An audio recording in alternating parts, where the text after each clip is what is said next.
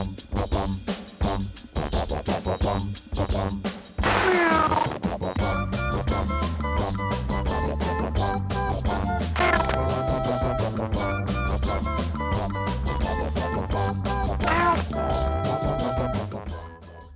back again, folks. It's Cats on Guard, the #1 aviation-themed podcast where we share the secrets of life among the airline crews. If you've ever wondered what happens behind that flight deck door, if you've ever wondered what do the flight attendants do when they're in hotel rooms or on the layovers, are they just laying around the pools or visiting the beach or shopping?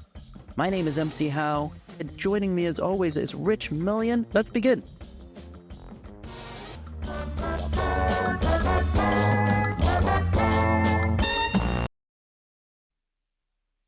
How's it going today? Oh, it's going. There are bullets in aircraft. I heard this. And that makes me, you know what? I just finished a 4-day yesterday. And I realized on day 4 that I am cranky at the 4th day. And I hate everybody. And bullets in aircraft now, I can see it. That makes your 4th day that much better. It does make it a little better. I had this FO who I could not stand.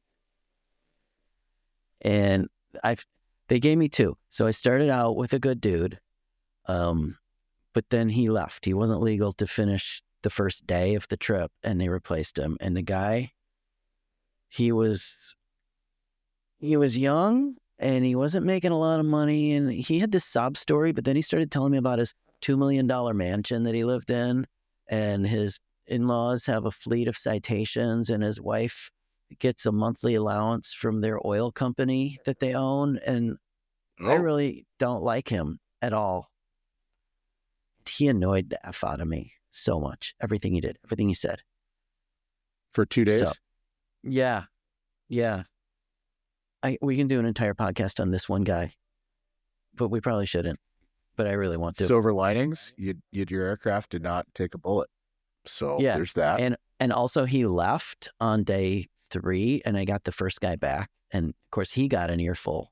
So it was just me complaining. It was me complaining. By the last day of the trip, it was me complaining mostly about and this other thing he did. I kept doing that. So yeah. What's new with you? I've gone domestically for 2 days at a time for the last 3 weeks. Yeah. I'll say that the schedule is the best I've ever had. Really? What about your partners? They've been okay. Okay. Yeah.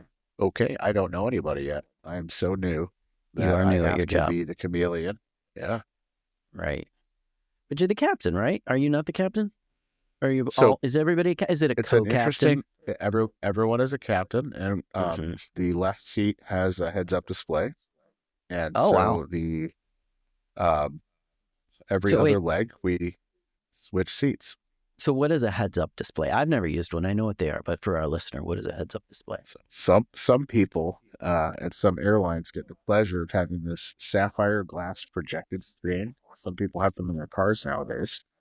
Yes. Heads-up displays provide a lot of the information from your instruments at eye level through the windshield. So you're looking outside like you should be during most conditions. You get the pertinent information to fly, instrument flying through eye level projections.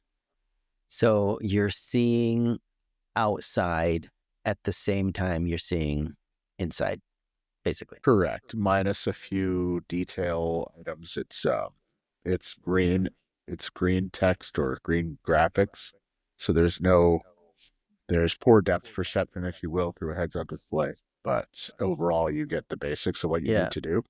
I drove my father-in-law's car, and he had that, and all it really projected was the speedometer, and I couldn't stand it because it was right where all the other cars were supposed to be, where I was looking. And you're sneezing. Oh my God. I have a mute button. I know, that's fantastic, isn't it? Well done. Well muted. Are you sick? You been flying sick? No. I woke up sneezing yesterday morning, and I'm just on the tail end of it now. Okay, because if this was a TV show, we'd be calling the doctor. Oh, we need to get that sniffle checked out. Yeah. I have a Wednesday, Thursday flight, so I I have had a to get healthy kid. by then.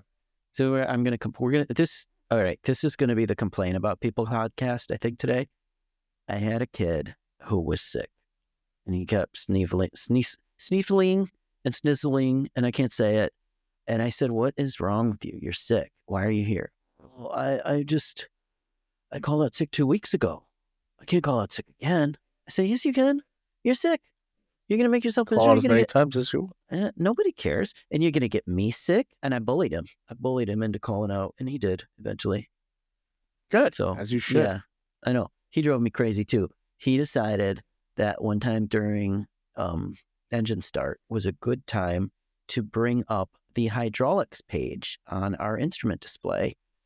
And I don't know if you've ever done that. We don't do that. So when we start the airplane and our fancy Airbus monitors everything, we don't have to do a thing. If there's a problem, the Airbus will find it. It will fix it. It will tell us it's doing this. So the last thing you want to do is go poking around, looking at pages that otherwise wouldn't be displayed. But this guy decided to look at the hydraulics page. And when you look at the hydraulics page during the engine start, we have 3 hydraulic systems. And when you normally look at them, it basically shows a level. It's a line on a bar that doesn't move. It just tells you how much fluid you have. Well, when the engine is starting, guess what? That fluid is moving all over town. And he saw this. We better call maintenance. I said, "No, we're not. Why are you looking at that? You shouldn't be looking at that." And he kept coming back to it. And we got down somewhere we were going to go, and it was go home leg. And he was all excited about calling maintenance again. I said, "We don't call maintenance on go home leg for something that isn't real." So he's driving me nuts. And then he was also told me he was taking online classes. I said, "What are you getting your online degree?" He said, "Aviation." And now you don't have a degree. There's so many of these cats that are out there getting their aviation degree. And I just looked at him and I said, "Well, what are you planning to do with it? You're already here." And he paused for a second and he just kind of had that look on his face, like realization dawning on him that he was wasting his time. Yep, So absolutely. I don't know whatever happened to him. To speak to that topic, I do not have a college credit to my name, which you already know. And I did at one point lose my medical certificate to fly aircraft. And in those 4 months, I realized I have no other marketable skills. I found that out once too. Yeah. Yeah. So I what'd you can do fillet fish. Okay. You get a I did food that in truck? high school. You could get a food I truck. could get it. That's my lifelong dream. It's my, not lifelong, but like last few years dream. Like, What? You're currently living the dream. I know. You're Well, an airline captain with a podcast. I know. My other dream, however, is to own a donut truck. There is a great shortage of donut trucks in the world. There's pizza trucks, there are taco trucks, there are ice cream trucks, there are very few donut trucks. And I need to fill that void. Can I tell you about my first donut truck experience? I went to a wedding in Florida. The couple rented a plantation for the ceremony and the after party. And about the last 2 hours of a wedding, everyone kind of wonders, we should get Taco Bell after this. Hey, yeah. Well, they had this planned out, and a donut truck pulled up. Oh, that's fantastic. 10:30 p.m. That is the greatest thing had ever. I would say a decorated sheet of plywood, 4x8, and they screwed dowel rods all assorted across this board. And they hung the donuts on the dowel rods. They were about 4 inches long. So you walked up to this big plywood board and you picked out your donut and walked away. Huh. And there must have been a dozen different kinds of donuts out there. But as they kept making them, they kept putting them up on the board outside the truck. And people came off and plucked one off and walked away. That's great. And there was no line. Oh, wonderful. Oh, I want to go to that wedding. I don't like weddings, but that one I would like. That one was a fly-to wedding, which we can talk about in a different episode. It was quite the adventure to fly to Florida for a wedding. Yeah, I've done that. I did that. My sister got married down there in Key West, and it got torrential downpour in the middle of her outdoor reception. I mean, we flew in a Mooney from Michigan. Well, that's a long ride. Now, you are a guy who you have some airplanes at your disposal. I do not fly on the side ever. I did that one time. I took a ride with a friend who was getting his 3 landings. So in order to stay current, we have to do 3 takeoffs and 3 landings every, 90 days, is it? 90 days, unless Every you 90 get days. some other sort of license. Yeah. Right. So as a pilot, you got to do 3 takeoffs and landings every 90 days. And that is specific to some aircraft. General aviation doesn't really matter. You can do it in any aircraft. But I went with a friend who was doing his 3, and he invited me. And this was like a couple of years after I started flying the big airplane. I hadn't been in one in a while, and I did not want to land this airplane. I said, I will go. You've got your instructor in the flight front desk. I am going to sit in the back, and I am not going to leave the back seat. Well, of course, he talked me into it. And I got up there, and after a few years of flying a big jet, I will say that these were the 3 scariest landings of all of our lives that were in that airplane that day. And I haven't done it since, probably 15 years. I believe you were in a small airplane in the backseat just recently. I was, and thank you for that very much. You took us up. My child decided she would like to be a pilot one day when she grows up, and so she could fly with Dad and work with me. And I said, well, we better make sure you actually like this. So you were very kind to bring an airplane to us, and that was a wonderful day out. Thank you again. Were those landings anywhere scared? Did they scare you even a little bit? A little bit, yeah. It was. And I only remember one, because I think we only did one. But yeah, I just had that moment, and it was kind of like, this all feels and looks wrong. But I knew what you were doing. I knew you knew what you were doing. So we did it. It was good. A little bit of a different sight picture between a Cessna and an Airbus. Yeah, and I was sitting in the back seat, and I couldn't see anything. And my daughter, who was, short, couldn't see over the dashboard. She was sitting in the pilot seat. She could not see. And when you went into that flare, all I could see was the sky. And I'm sure she did too. And I don't know if she knew what was happening, but I knew what was happening. I was like, oh boy. All 5'6" of me could barely see over that glare shield as well. So the 3 of us were lucky to walk away. So these new trips you're flying, and you got you called it co-captain. I think you said it. Did you say that word? Yeah. So one pilot is entrusted with the, let's say, how do we put it? I don't know, because I the wanted to desk ask work for the trip. Oh, So the lead pilot, I'll say, deals with the flight plan filing, the hotel, and the rental car. But both pilots, all of that stuff.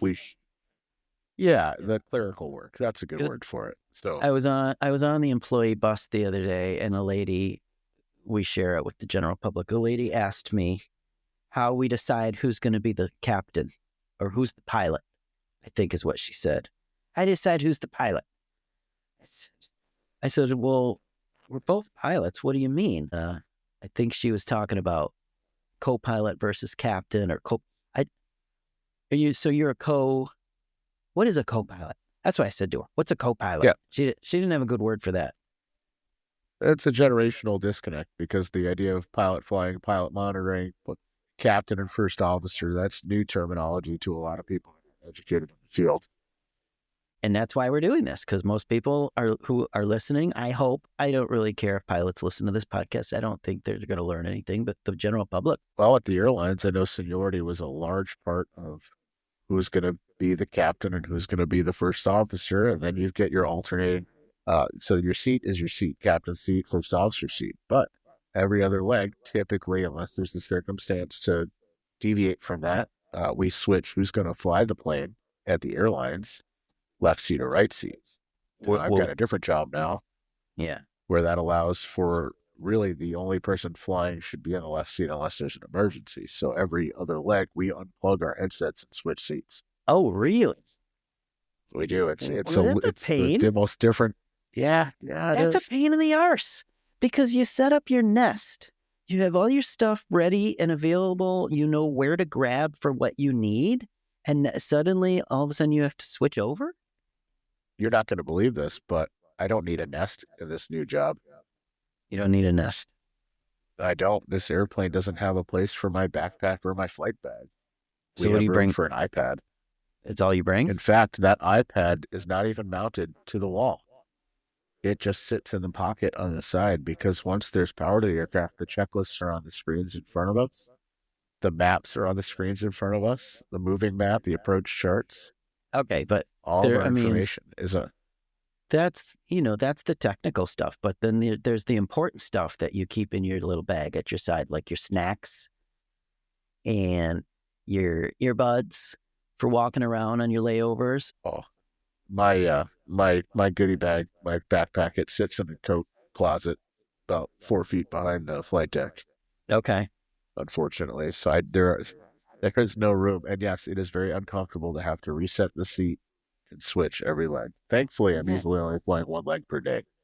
And that's the dream right there. I think we could go to Italy and back on one tank of fuel with reserves both ways. How long does that take you? Say you're going there from, 7. I don't know, New York, 7 hours? Less. We cruise at 0.87, if not 0.9 miles. Oh, my God, that's fast. Pretty wild. And it'll go up to flight level 510. What do you see up there? Yeah. What do you see up there? Stars. Just stars. Stars in the daytime? Stars, aliens, UFOs, all the fun things. Listen, this is another podcast, but I've been seeing things that don't make sense. Have you seen these things? The fast-moving object. Sometimes they're fast-moving. Sometimes, yes, random directions, fading in and out, making shapes. I've seen shapes. Okay. I saw this one time. You want to hear a story? This is a fun story. Absolutely. I think we're here for that. I'm up there cruising along. It's night. It's dark. I look out the window. Out, and something is passing us. Now, we're going pretty fast. We're not going 87.9, but we're going like Mach 8, Mach 0.8. It's relatively fast. And I look out and I see this thing out the window passing us. And it's all lit up. Now, when you see an airplane at night, you're lucky to see one or two blinking lights. And it's really unidentifiable as any sort of particular craft. It's just lights. This thing I saw that night was lit up. It had a long contrail behind it that was also lit up. And it was passing us at a speed I cannot describe. And we both looked at this thing. So what was that? I don't know. FO called up on the radio. He said, "Hey, radio, air traffic control, what just passed us?" And they said, "Nothing. We got nothing." He said, "Well, I don't know what it was, but it made us look like we were standing still." And by the time that conversation was over, this thing was gone. And all of a sudden, everybody on the frequency started talking about it. A lot of people saw it. You know what it was? Take a guess. The Dark Star. The Dark Star. What's that? Is that a thing? That's from Top Gun. No. What's the name of that thing he gets the in second Top Gun? Oh, I don't Mach 10 remember. or whatever. Don't fly to Mach 10, and he does it anyway. Spoiler alert, he does it anyway. What I saw was the Dragon space capsule returning to Earth from the space station. And it was awesome. On fire because it was entering the atmosphere, which means it was probably still pretty high. But I tell you, it looked like it was right next to us. And just the fact that it was there and nobody knew, I mean, could it hit us? Yeah, couldn't it? You see shooting stars a lot, right? All the time. Does it ever give you pause when they appear to be lower than you? Yeah, you have to think about the Earth and the curvature. Yeah. Right. And then I kind of just let it go. Oh my God, the other day. I talked directly to my first flat earther yesterday. I talked to one the other day too. Tell me about yours. I played neutral like a chameleon info, if anyone knows what that is. I said, you described I can't already. prove one way or the other. However, I have this planning software in my phone called ForeFlight, which is how some pilots plan their flights and their routing. And I don't know if this is all a big conspiracy, and I played neutral on this. I said, but when I just zoom out here and I squeezed the screen a little bit, and it got bigger and bigger and bigger, and eventually it just showed a globe. And I said, this is all I've got to navigate with my aircraft. So this is what I have to go on. Well, that's how they get you. They build the lie into the tech. I had a kid the other day ask, he was getting off the plane, and I was saying goodbye, thanking everybody standing there, doing my dutiful job. He said, "Are you the pilot?" I said, "Yeah, I'm one of them." He goes, "Is the Earth flat or round?" I said, "Come on, man, really?" I wasn't as kind as you. I just kind of shoot him away. Of course it's flat. Come Well, on, here's the man. thing. I know it is.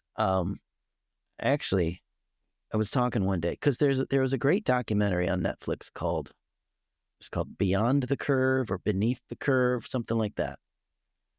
And it was all about the flat earth people. And they seem like lovely people, to be honest with you. They seem like genuine, fun, interesting people. They just have this one very crazy belief system that they're not letting go of. And we were talking about this in flight one day, and the guy I was working with said, well, I'm not convinced they're wrong. And I said, man, you in the course of 4 days, you have said a lot of really dumb things. Don't, of all the things you're going to say, don't say that one. Yeah. Oh, boy. It brings us all the way back to this kid I couldn't stand at the beginning of this, that FO I could not stand. So we were waiting for the hotel, and the van wasn't running. So he's one of these guys that he can solve every problem by getting angry at the world. And we're in Chicago, which this hotel van is on a schedule. You don't call them. They just come when they're ready. And so we waited for quite a while. Well, it turns out they didn't come at all. And he called and he got mad. And he stormed off. So I'm getting an Uber. And he just ran. He ran away from me. I had to chase after him because I didn't know where he was going. We get in the Uber, and the driver says, you guys pilots? Yeah, we're pilots.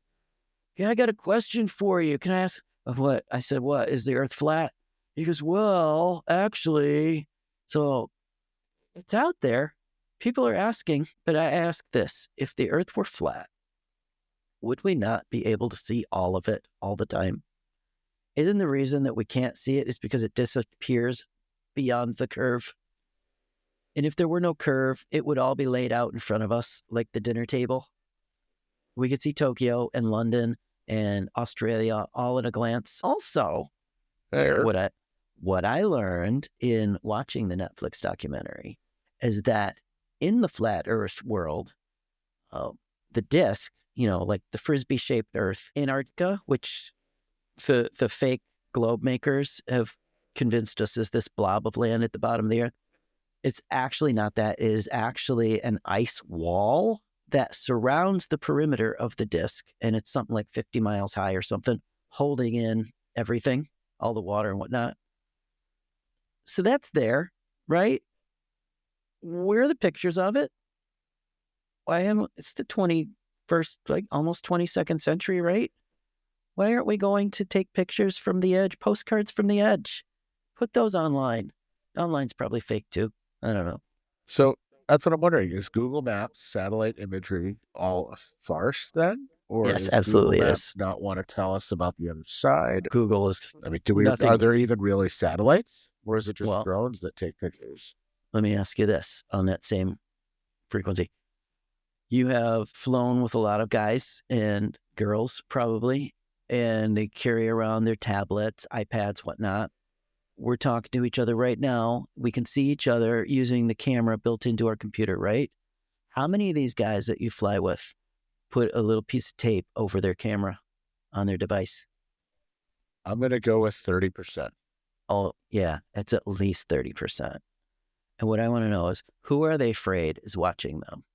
Is it Google? Is it the government? Is it their company who issued them the iPad? That's what I want to know. And I ask them sometimes. That sounds like an episode's worth. Yeah. Who are we hiding from? I'm hiding from my FOs when I can. I get to the hotel and I disappear. The rest of my month is one leg there overnight, one leg back. I got three of those. That's a schedule. Yeah. It's how it should be. Minneapolis, Orlando, Fort Lauderdale, 2 trips in a row with a very very senior first officer, co-pilot. I taught my daughter that's a dirty word, by the way. So, because what is a co-pilot? Yes. We do the same thing, right? And she uses it now as an insult. So it is. I've raised her. That's like referring to the FO as my FO. My FO is going to be this old senior dude who never upgraded. He's like very, very senior in the company. He will never upgrade. And I've flown with him before. We flew across the country, and he doesn't talk. I would ask a question, try to engage. I get a one-word answer. He spends his entire time staring at the moving map on his iPad. And I would watch this guy for hours staring at this map. Like, what is he waiting for? And he does this. I realized this is what he does every trip. And he's waiting for that monumental thing to happen, and it never has. And I don't know what he's going to do I don't think he's going to know what to do when this thing he's waiting for happens, but I got 2 trips with him coming up, so that'll be a lot of fun. I think my seniority list, although we don't go by seniority at my new job, is 11 pilots. Oh, nice. So you get to know each other. How many airplanes you got? 4. 4 airplanes. And do they all fly with any regularity, or is it just like... Oh, yeah. They move. Oh, good. I was supposed to be 12 pilots, so somebody quit. So, oh well, quit, retire, whatever you want to call it. If I ever need a job, I'm knocking. I'm going to buy my donut. Now that's a gold mine. Well, we took a family trip to D.C. And have you been to D.C.? If you've never been to Washington, D.C. Wednesday. When you go, and if the listener has never been, Washington, D.C. is a fantastic trip. There's all kinds of museums, the Smithsonian, we went to the White House. It was fun. All along is what you call the Washington Mall. And it's this big expanse of grass and trees, and it basically stretches from the U.S. Capitol to the Washington Monument and what's the other one? Lincoln Memorial, all of that. Yeah. And on either side of this expanse of grass on the mall is a road. So there's 2 roads basically, and there's roads that cut across, and every square foot of these streets is occupied by a food truck of one kind or another. Like I said, taco trucks, pizza trucks, sandwich trucks, heroes, you name it. The one thing that we never found, and we always wanted, because we would go out early in the morning to get our little sightseeing on, and you want to get a little something going, nary a donut truck to be found. This is the biggest crime on our America's capital. Untapped market. That's what it sounds like. It's an untapped market. It 100% is, and I think I'm going to do it. And then that's it. You won't see me anymore. I'm going to drop all my trips and just sling donuts. Would you consider yourself a donut connoisseur? I love donuts. There aren't enough donuts in my life.